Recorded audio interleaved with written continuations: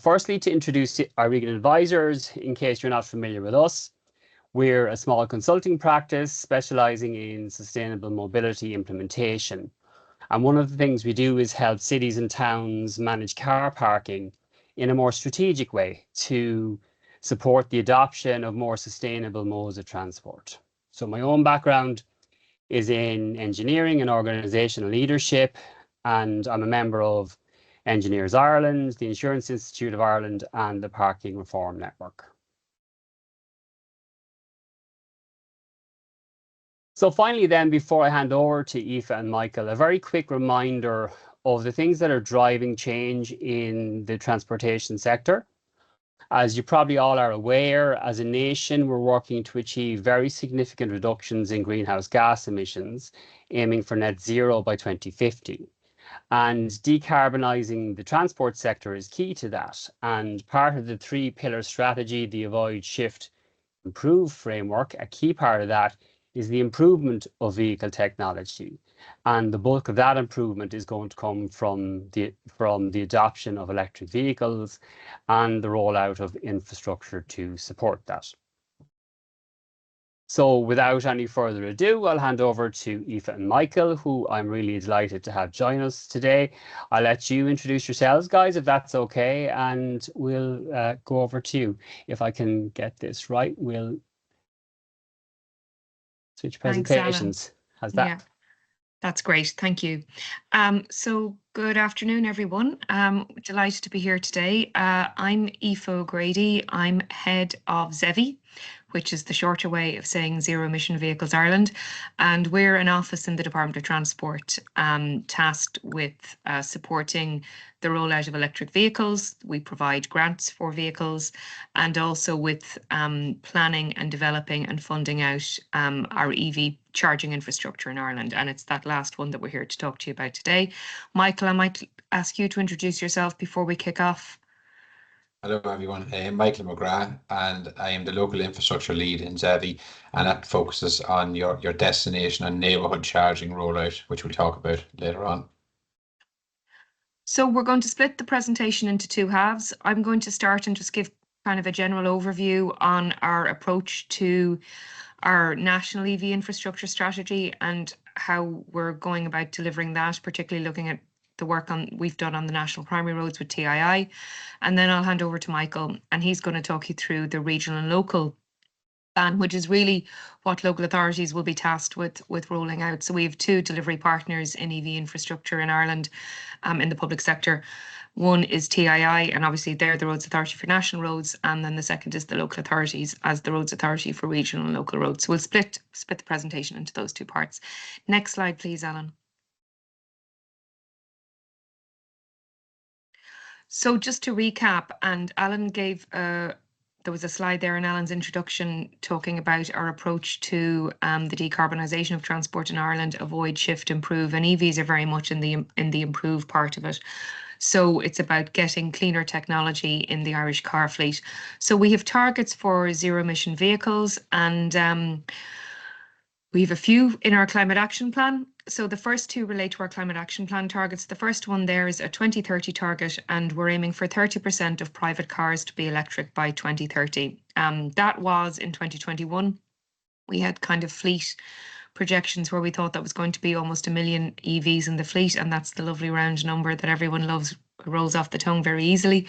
But actually our total fleet and new registrations sales have been less over the past 4 years than we'd initially projected in 2020.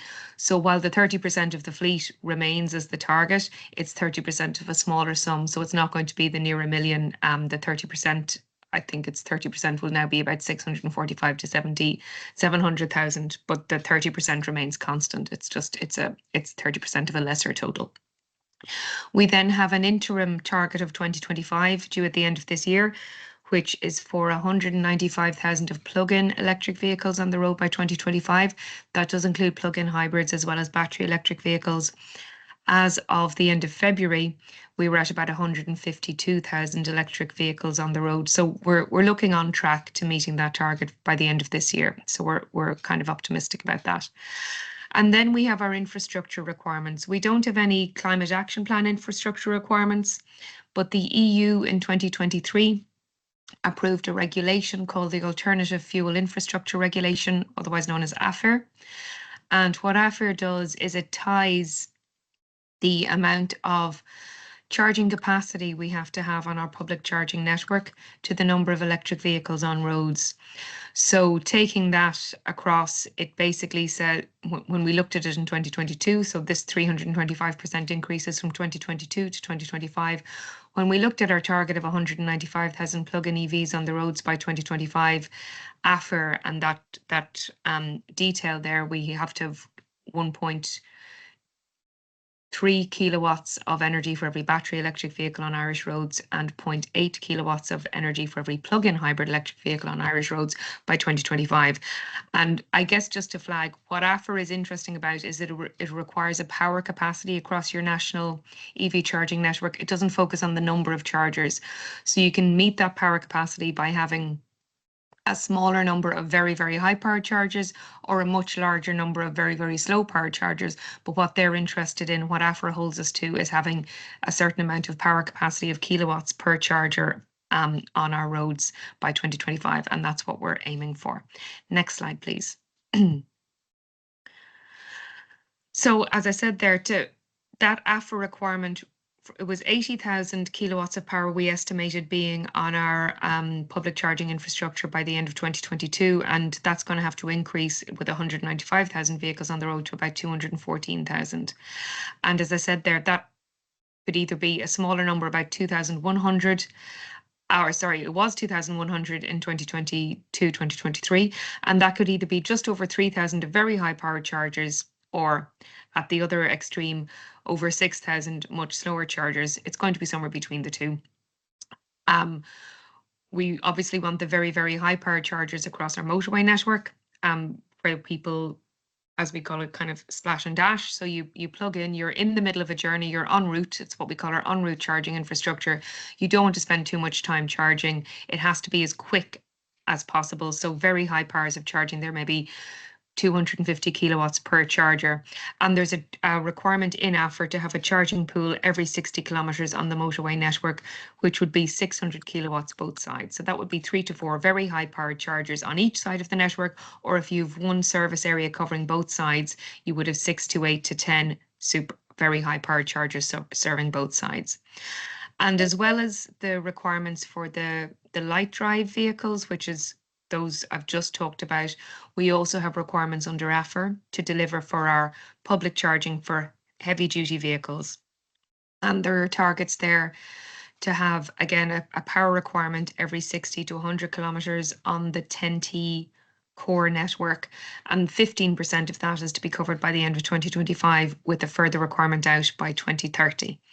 So this is coming from, I guess, you know, when ZEVI was set up in 2022, and that's how long we've been in establishment. So we're coming up to our third year this July. It was really going from a standing start where all charging infrastructure that existed in Ireland had been delivered through private charging operators. There wasn't government investment in it.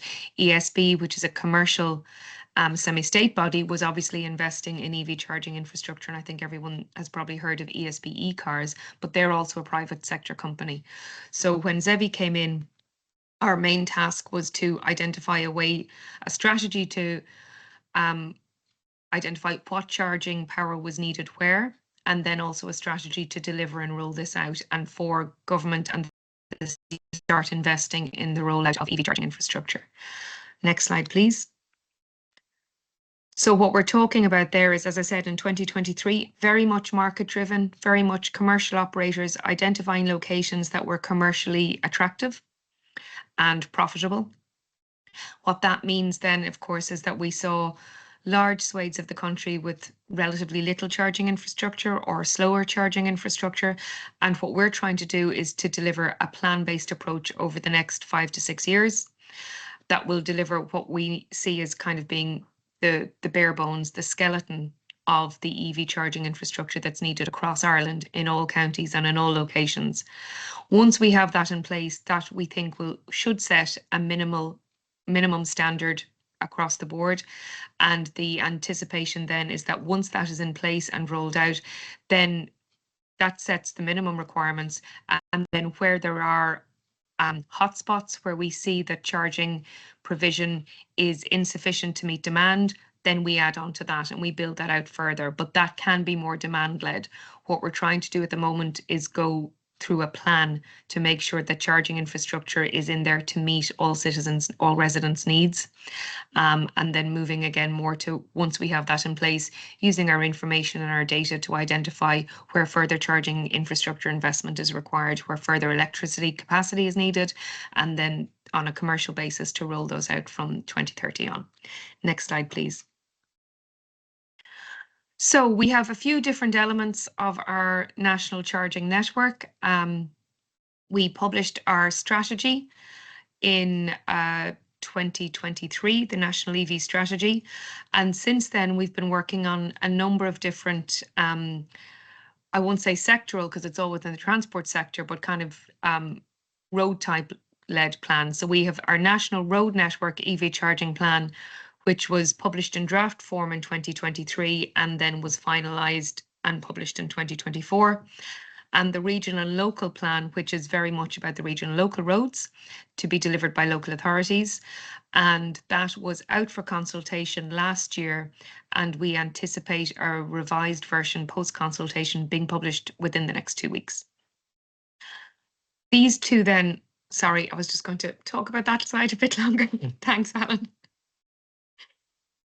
Just back up 2 or 3. And one more, and one more.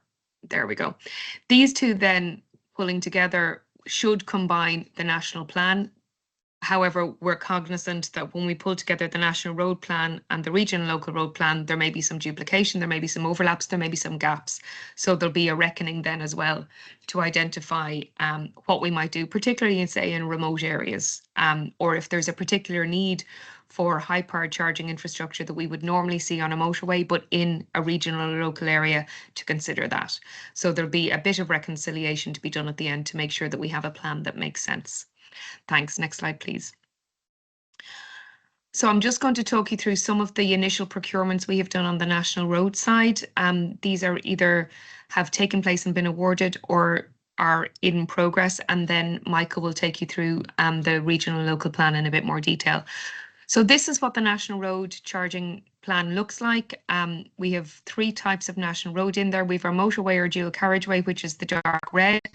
And I mentioned earlier that AFR required 600 kilowatts of power by 2025 on both sides. That was for the 10T core. We decided to apply that equally across all of our motorway networks. So where AFR was stipulating this is 10T core for comprehensive, you can kind of do whatever you want for 2025. There was no geographic requirement. We decided to take all of our motorways and treat them the same.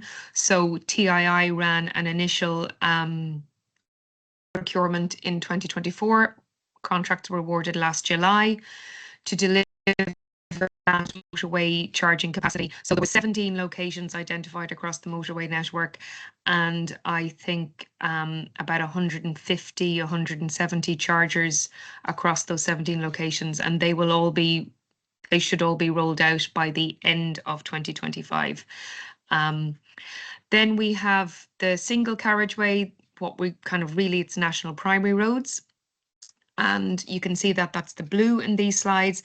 And again, this wasn't required in AFR, but in terms of designing a national road network plan, we thought, well, let's stipulate what we think is a minimum set of charge point capacity that we think is required along the national roads. So where it's single carriageway national primary road, we're saying, okay, what we'd like is 300 kilowatts on each side of the road, or 600 kilowatts if it's serving both sides. And that's every 60 kilometres. And then on the purple, which is getting slightly more into rural and maybe touristic locations, we're saying we probably don't need quite as much power capacity. So we're aiming for a minimum of 100 kilowatts, but we want this more regularly because we think trips on these roads tend to be shorter in duration. So we need the charging the frequency and density of charging to be increased to catch people while they're on those roads, and that's every 30 kilometres. And again, there we're setting out by 2030 what we expect to see. Now, what I would say is this strategy will be revised this year, and a new strategy will be published in 2026. So those, and depending on how that review goes, those 2030 requirements on the blue and purple may be revised upwards or downwards, but the AFA requirements in red are a condition of AFA, so they will remain the same. Next slide, please. So as I said, LDV1 has been awarded, and this is the LDV2 grant scheme. So when you move into the world of EV infrastructure, there's acronyms aplenty that no one's ever come across before. So you've already heard me talk about ZEVI, AFA. Now we have LDV1, 2 and 3, which is really what we call our motorway scheme, our national primary road scheme, and our national secondary road scheme. So this scheme, and there's just the details of it there on the left. So some of it is like service station forecourts, but also hotels, supermarkets, retail outlets, anyone with a publicly accessible site that's within 3 kilometres of the national primary road network. One of the scheme roads on the map was there. This closed at the end of in mid-December last year, and it's currently undergoing evaluation. We anticipate a decision being made in the coming weeks, and the awards should be going out hopefully by April or May. And next slide, please. And this current one is for the national secondary roads. This was announced in February, launched in February, and this is really to fill in the gaps. Then it's the national secondary road network. Again, we think it'll be petrol service station operators, car parks, hotels, supermarkets, retail outlets, anyone with a public accessible site. And this is to be located at 30 kilometres distance across those roads. So we have reduced the complexity of this scheme in terms of the procurement and award process. So we expect it to happen maybe slightly faster, but it's currently open and I think closes in April. And then again, we're hoping that although this scheme is coming last, because the capacity requirements on it are much smaller, we're anticipating that the majority of this infrastructure can be in place by the end of this year. So look, that just gives you an overview maybe of what the charging infrastructure will be like on the national roads, and it's just really to set the scene. I'll now hand over to Michael, who'll go through in a lot more detail what we're looking at happening at local authority level.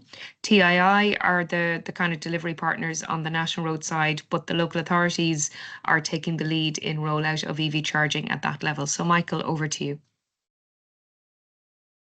Thanks, Aoife. Hello, everyone. So as Aoife says, I'll take you through the second part of the national plan, which is the region and local EV charging network plan. This plan is up on the ZEVI website and went for consultation in September of last year and will be finally published in the coming week or two. So the objective of this plan is to support the delivery of a well-defined local regional plans for resilient, self-sustaining, future-proof network that minimises public funding and meets user needs. So Aoife spoke earlier on very much about the AFA targets and meeting AFA targets in relation to the number of chargers and meeting that geographical spread. But at the centre and the core of any of these chargers, we want to put in infrastructure that meets user needs. We also want to look in partnership with key stakeholders, support coordinated and accelerated expansion of destination and neighbourhood charging that aligns with greater e-mobility policies, and provide a pathway to deliver on this national infrastructure in support of both AFA and climate action objectives. So it's very important. There's a number of players putting in chargers at this point in time. There's private charge point operators putting in chargers around the country, and then you also have your public sector bodies putting in chargers, your hotels putting in chargers, and now we're going to have local authorities who are going to be accelerating and kind of providing a coordinated approach to that EV infrastructure rollout. And really what we're looking to do is put the right charger at the right location for the right purpose and meeting user needs is a key part of that. So if you go to the next slide, please. So in relation to when you're looking at installing chargers and putting them in, you're really looking at, what is the project life cycle? How do we go from the point of view where we have a national plan and go from installing charge points and operating and maintaining them?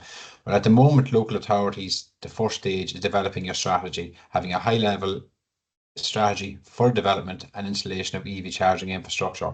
Then stage 2, you're taking them high level objectives and you're going with your infrastructure planning. Stage 3 is your business model and partnering approach. How are we going to deliver this? Are we going to own and operate them, or are we going to lease out the sites, or somewhere in the middle where you may have a concession contract or a public-private partnership? You're procuring a charge point operator, you're putting them in, and then you're operated and maintained for a period of whatever that contract might be, 10, 15 years. So next slide, please. So where are we at the moment? We're really, for the most part, across all local authorities, with the exception of Dublin, Limerick, and Cork City and Galway City, who have their EV strategies completed. The remainder at the moment are developing their EV infrastructure strategies. And as we were developing the plans, we engaged closely with local authorities in relation to them becoming the lead delivery partner for this infrastructure. As you can see the map on the left, you can see there's the different zones. So for example, from Donegal down as far as County Clare is one region, with Donegal as the lead local authority within that region. And again, you can see then again from Louth, for example, down as far as Wicklow, Louth, Meath, Wicklow and Kildare. You have another region with Kildare as the regional leader within that local authority for developing the strategies. Beside them, it's not clear to see on the slide, but just the AFR targets. So we've allocated 2025 and 2030 targets to each local authority. So they are high level, top down targets, and they were allocated based on the existing fleet owned within them counties. So as Aoife spoke about earlier on, at 1.3 kilowatt per BEV and 0.8 kilowatt per BEV for hybrid, plug-in hybrid, that was then allocated based on the existing fleet and allocated as a top-down high-level target for each local authority. So on the right-hand side, you can see where each of the local authorities are at the moment. So in Region 1, for example, Cavan, Sistra has been appointed to do the EV infrastructure strategies for that region. And when I say EV infrastructure strategies for that region, it's a regional procurement, but each local authority within that region has a specific EV infrastructure strategy developed for them. The Cavan strategy will be delivered in June and July. So majority of these strategies will be completed kind of mid-June of 2025, with some going on to the latter end of the year. For example, Donegal are just close to appointment at this point in time, so they'll be in maybe Q3 when they have their EV infrastructure strategy developed. But the other majority of local authorities will have their strategies completed by Q2 of this year, and will move into implementation and should see infrastructure rollout. So next slide, please. So I suppose there might be different people at this meeting, some with a good understanding of EV infrastructure, and some just kind of starting out on that journey. So when you look at the AFR targets that we've allocated to each local authority for 2020, on average, you're looking at 5,000 kilowatts that will be delivered across local authorities. Some will deliver more and some will deliver less than that. But what does 5,000 kilowatts look like? So Aoife spoke about earlier, you have your rapid chargers, who may be 100 kilowatts or 150 kilowatts chargers that gives you that quick splash and dash. You know, after 10, 15, 20 minutes, you're getting 200 kilometers into your car and you can head on the way. Or you have your slower chargers, your 10 kilowatt, 11 kilowatts, so you're sitting for 5 hours. And I spoke about user needs earlier on, and it's very important that we put the correct charger for the correct purpose. There is no point if someone is going to, for example, a beach location where there's a car park and they're going to be there for 5, 6, 7 hours. They don't really need a rapid charge that location. Really, we're putting in chargers to meet their needs. So you might have, instead of putting one 100 kilowatt charger at that location, you might put in 10 kilowatt chargers. So you plug in your charger, you go about, enjoy your time at the beach, and when you come back, then your car is charged and you head off. And indeed, there may be locations where multiple user needs are met. So you might have that same beach, which might be along a national road, where there might be a need for a rapid charger. So you might provide one rapid charger at that location also. So when you look at this kind of map we have taken from the regional and local plan, it's allocated 5,000 kilowatt across kind of fictional towns. And again, you're looking at, for example, if you look at the rings, there's a green ring, a blue ring, and a red ring, and they indicate a user need. So you may have a certain town which might have a high neighborhood charging need. For example, a lot of terraced houses without driveways. You may have a large destination need, and it may be on a national road. So in that situation, you may have a mix, as I said there. You have six DC chargers for that rapid charge along the national road for people that are en route traveling. At that destination, you might have park and rides, park and strides. You may have locations where people are staying for longer. So you have 10 AC chargers. And then you have your neighbourhood need as well for people without driveways. And that's allocated 16 AC chargers, for example, at that location. And that's to allow people to have 5 to 10 kilowatts of charging available to plug in at night at 8 o'clock at night, to plug out in the morning at 8 o'clock in the morning, and their car is full. And they may not need to do that every night. You could be needing 1 to 2 chargers a week, and that gives you sufficient charge, and you have that off-peak ability to charge. So again, when we're looking at that high level AFR target, the local authority developing their strategies and modelling for need, when you're looking at installing chargers, you need to consider that user need and how them chargers will be used. Next slide, please. So local authorities, as I said, are in the first stage, which is developing their strategies, and we in ZEVI provided guidelines to local authorities and what they should look for in them strategies.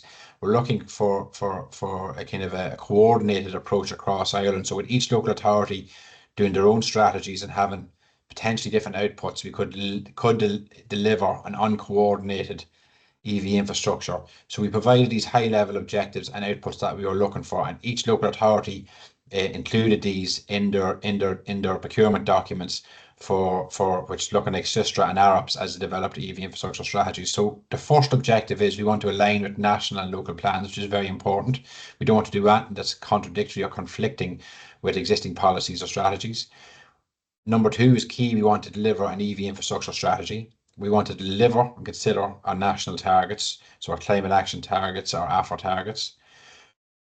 Objective number 4 is we want to leverage the private sector. And that's a key part of this as well, is we want to have an implementation plan whereby we're leveraging the private sector. The private sector is active in this role. A lot of the charge point operators have secured significant funding. So in the projects that we're going to deliver, how do we leverage both private sector funding, and how do we leverage private sector expertise, and how do we leverage private sector resources in delivering of this EV infrastructure strategy?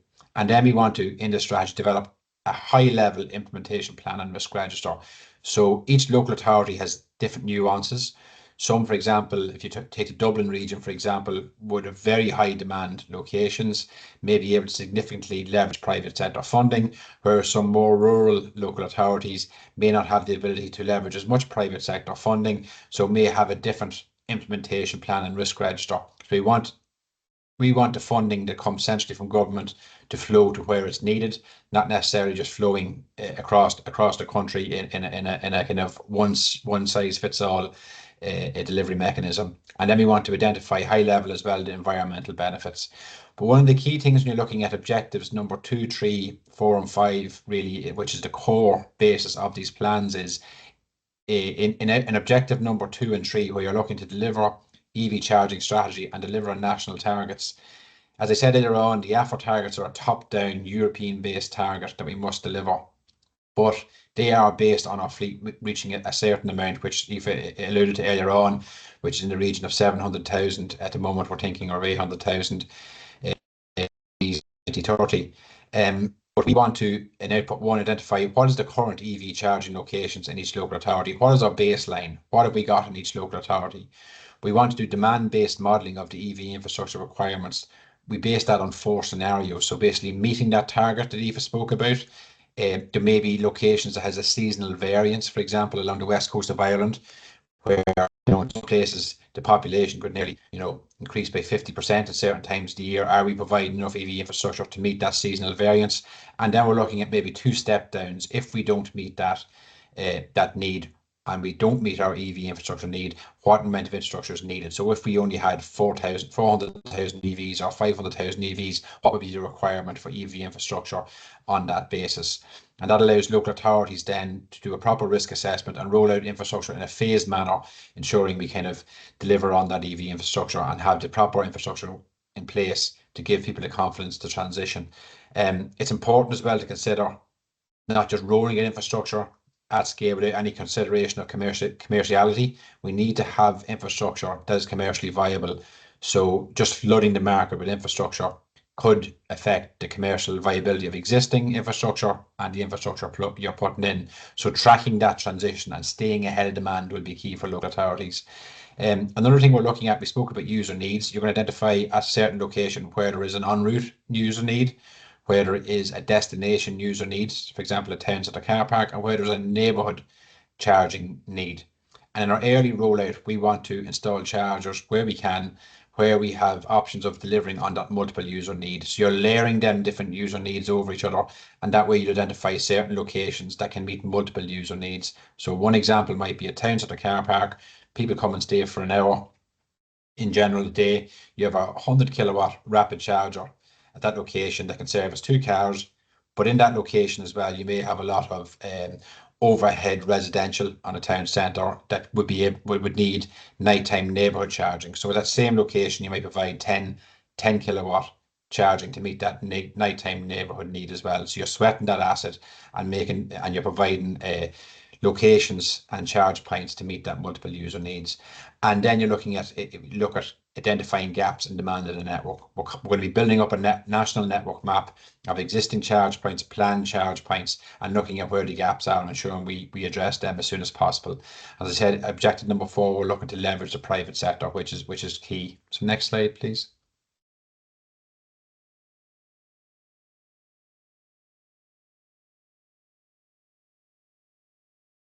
Your next slide there, please. Is that coming up? Yeah, sorry, Michael. It should be on screen there now. Yeah, stakeholder engagement. Yeah. So just a quick one. Throughout this process, and as local authorities are developing their strategies and their implementation plan at each stage of that project life cycle, from stage 1 to stage 6, they will have set up and engaged with key stakeholders in each of this in the delivery of this. So at the centre, the key stakeholders, the users, there'll be local authorities, be ourselves in ZEVI, TII, charge point operators, ESB, networks and airgrid, and engaging with them throughout this process. And again, from strategy development to implementation, different stakeholders will have a different part to play within that process. So next slide, please.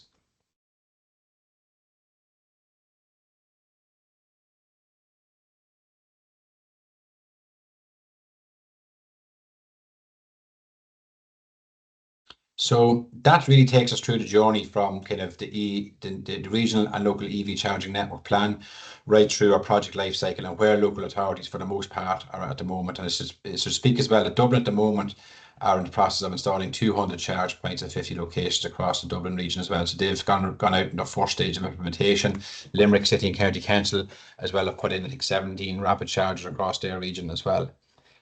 So we had put a call out to local authorities looking at EV pilot projects. So for this year, we really want to put in a number of pilot projects that we can take lessons and learnings from and apply that learnings as we move to implementation with local authorities in 2026.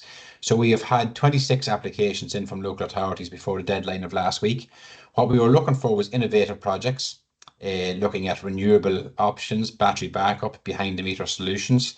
We were looking at projects that would address multiple user needs and flexible payments. So key thing about neighbourhood charging is it's not as profitable.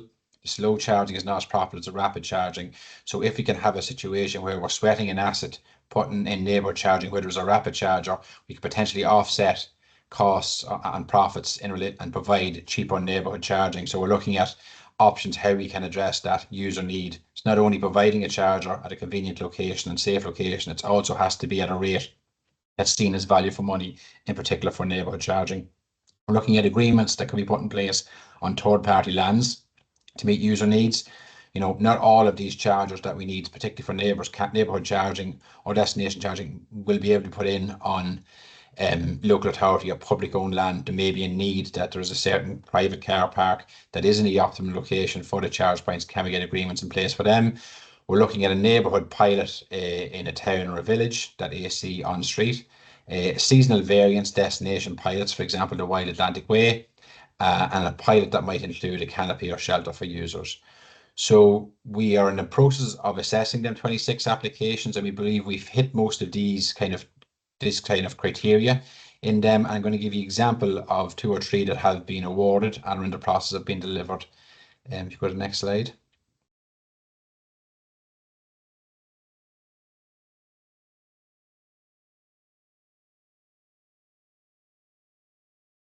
Is it just me? Okay, here you go. It is. So Carlow County Council have come up with a very innovative project. So they've looked at that user need. So they were doing up or extending their car park in Carlow town, and along the Andy Murphy Road, there's a new entrance going in. And they looked at the user needs that they had at that location. So there was a workplace user need. And we speak about workplace user need. We're not talking about depot charging. We're looking at people using the workplace, like working in that council, for example, that might come in an EV. Have they a place to charge their vehicle while they're working? And that can be a good substitute for someone who doesn't have off-street home charging. We're looking at a destination charger need. People coming to that building, for example, Carlow County Council, and they're coming there to tax their car, they're coming there for meetings, for example. Have they an option to charge their car at that location? This car park is also very conveniently located towards the town centre. So people might come, park here and walk into the town centre. Again, is there a charging option for them in doing so? Is there an en route need? So again, this is close proximity to a national road network, so it could have that quick splash and dash, quick top-up charge facility for anyone who is on the national road who uses this as a quick top-up on their way to their ultimate destination. And is there a nighttime neighbourhood charging need? Is there residents in the vicinity, residents in the locality that need nighttime neighbourhood charging because they don't have off-street car parking and they can't put in a charger at the location? So this location met all them user needs, and then to provide a solution to meet them user needs, they have provided, if you might see the 4 green charge points, they're going to be it'll be 4 rapid charge points at that location. So 150 or 200 kilowatt charge points are going to be provided at that location to provide that quick top up that you could go from 20% to 80% full in anywhere between 30 minutes to 40 minutes, or you could get a quick 100 kilometers in 10 minutes on your car and off on your journey. In the other location then on the top there, you see there is about 20 car parking spaces within that red area, and they are going to be AC nighttime neighborhood charging. Now during the day, they will be available for parking with a non-EV, so with a nice car, and they're going to put in this park here last sort of a policy. So don't park here until you have to during the day, and your AC charging will be available during the day, but they won't be designated as EV only currently. But from 8 p.m. Or from 8 p.m. we're thinking at the moment until 8 a.m. in the morning, these will be nighttime only AC slow charging locations. There'll be a 2-gated solution here. So you see the blue line just beside the last green EV charge point.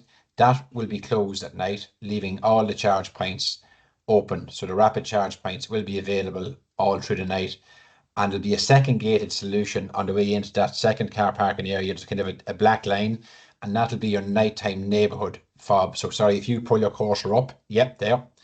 So at that location, there'll be a fobbed access, and that'll be sort of your air code. So you'll apply, if you're in the locality and you have a neighborhood charging need, you'll apply to the local authority. You will get a fob or a code to enter that, and you will be able to leave your car securely overnight to charge at 10 kilowatts and come and pick it up in the morning as you need to do so. And again, that won't be something you'll do every day. You might do it once a week or twice a week, depending on your need. And the objective of this pilot as well is to, you will not compete with the market for your rapid charging. So they can charge 80 cents, 90 cents, 70 cents per kilowatt hour for the rapid charging in the 4 green bays. But at night time, we're looking to offset any profits or money made from that to provide significantly discounted nighttime neighborhood charging at that location again. So you're providing value for money for those without charge points. So if you go to your next slide, please.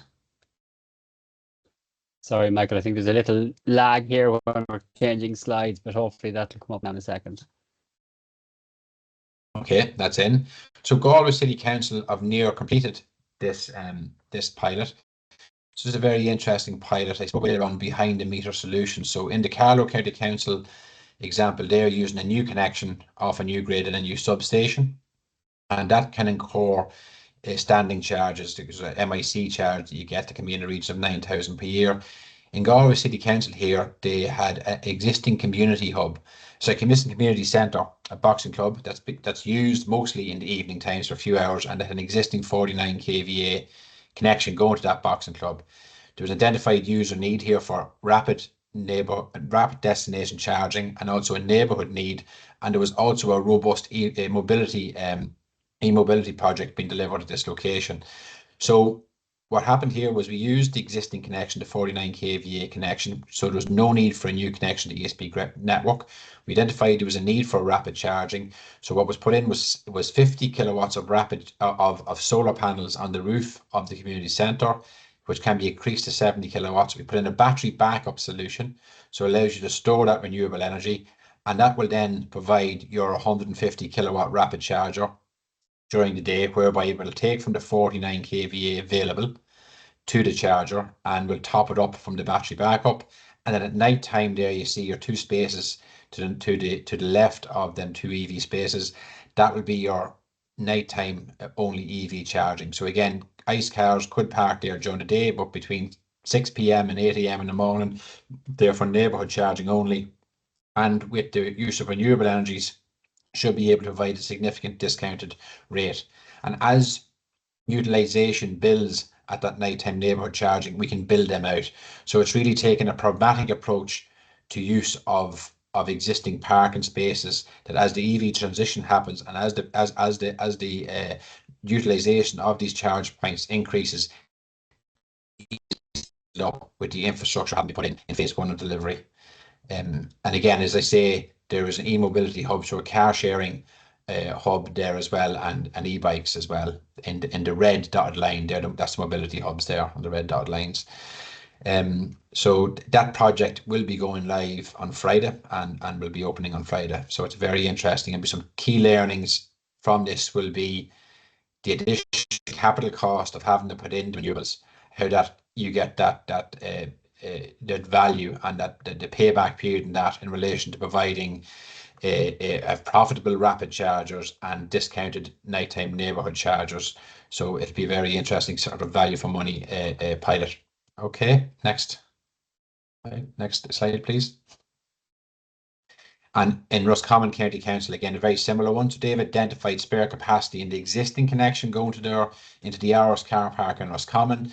They've upped that MIC slightly, and they're providing rapid charging and some slower AC charging. So they're, again, similar to the Carlow pilot and the Galway pilot, they've identified multiple user need, that workplace destination en route, nighttime neighbourhood charging.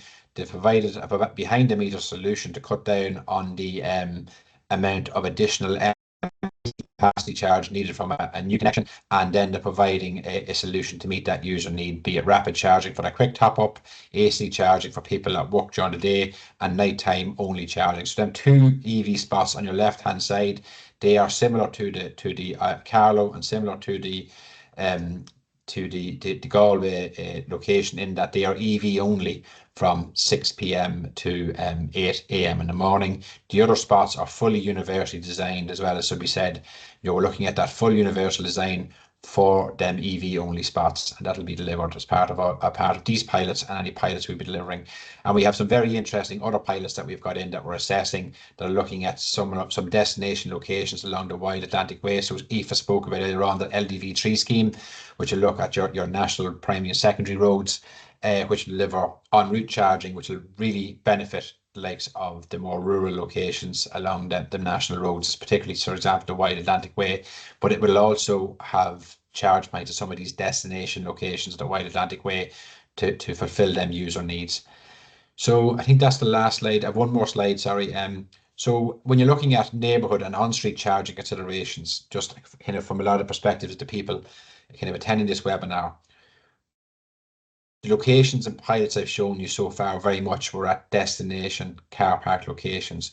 But if you have a row of terraced houses, if you have a housing estate, a lot of the charging that will be installed will be on street AC to meet that user need. So your 5-10 kilowatt charger in close proximity to someone's house, if there is adjacent parking available.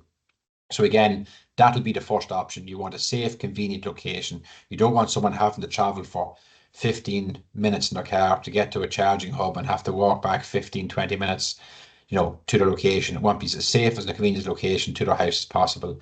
And what you need to consider at that is, are you going to charge for parking at that location or not? Is parking going to be free while you're charging, or are you going to pay for both? The price per kilowatt charge to the users have to be considered as well as part of local authority developing their strategy. There needs to be value for money. We don't want a situation where you have a convenient location charger and they're charging €1 or 90 cents per kilowatt hour, people would just run cables over roads, which is not ideal. So that has to be considered. And is the charging that you put in neighborhood only, so airport only, or is available for all? For example, the chargers could be available to the general public during the day and just nighttime neighborhood in the evenings, or is it only nighttime neighborhood? Again, local authorities through their strategies and implementation plans will consider these. But again, when you're looking at your bylaws, what do you need to consider?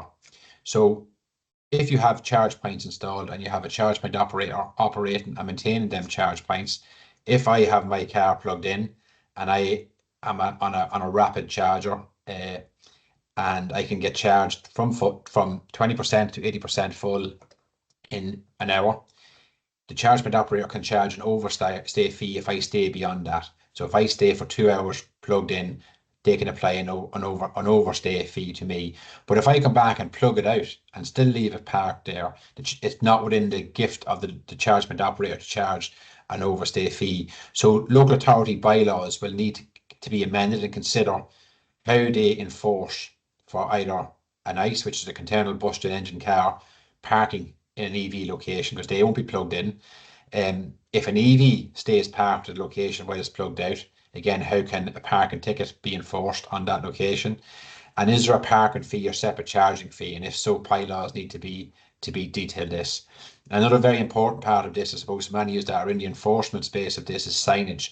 There needs to be the proper signage and the proper markings to indicate this, so that the user is clear as to their obligations in relation to paying for parking and paying for charging, and also in relation to fines that are enforceable. Because if anyone challenges these later on, if it's not clearly laid out in the traffic signs manual and in your bylaws, you won't be able to enforce some of these charges. So there's just a kind of a quick run through the national plans and strategies, how we're going to implementation and next steps. So thank you for your time. I'll hand you back over to Alan. Thanks very much, Michael. That's excellent. And you have a few things there, certainly in terms of parking, that I was going to touch on by way of wrapping up. And very much in line with what you said, the kind of things that we get asked, when we're working with different clients in relation to parking and charging. And I suppose these are three the main questions that we get, so how many do I need? What do those locations be? Well, I suppose that's going to be answered by your strategy, once you've developed your strategy and you start the implementation of your strategy. One thing we would, recommend there is, make use of your parking data when you're developing your strategy or when you're implementing it, because depending on the parking systems you already have in terms of those on-street or neighborhood locations or off-street car parks, you may have a phenomenal amount of data about when people come, when they want to park, times of the day of the week, etc. So all those patterns and trends can be unlocked from your data. The second point, as Michael says, is looking at whether you charge for parking as well as the actual charging itself. And I suppose it's fair to say there's a fair bit of variation across the 31 local authorities right now. Our own recommendation would be that you should charge for the parking as well, because if it's free for parking, if it's free to park, that might well incentivize car use to the detriment of other modes that you're trying to encourage in your city or in your town. And then finally, as Michael says, the bylaws, and that's a really important point. And our own research has actually showed us that 13 local authorities have parking bylaws that are 10 years or more old. So they don't reflect anything to do with electric vehicles. And if you want to control and limit the use or abuse of the electric vehicle spaces, you certainly need to define, what's an electric vehicle in your bylaws, what can park, how long it can park for, and so on, as well as working with your implementation partners, like Michael says, in terms of, maybe there's an overstay fee charged for if you remain charging, but certainly you'll want to ground it in your bylaws to make sure that you're stating in your bylaw that the car can't remain for longer than an allowed period. And look, finally, in terms of what we do as I mentioned at the start with our Egan advisors, we see parking as something that can unlock a lot of the other things you're trying to do in terms of implementation of sustainable travel plans. So if you have any questions in that regard, feel free to give me a shout. Okay, so look, we might just step into some of the questions. I should mention that one of our partners, Derek Riley from Nevo.ie, who's some of you may know is an electric vehicle advocate. He's here as well. But if you have any questions for Aoife or Michael to begin with, we might just pop through those. And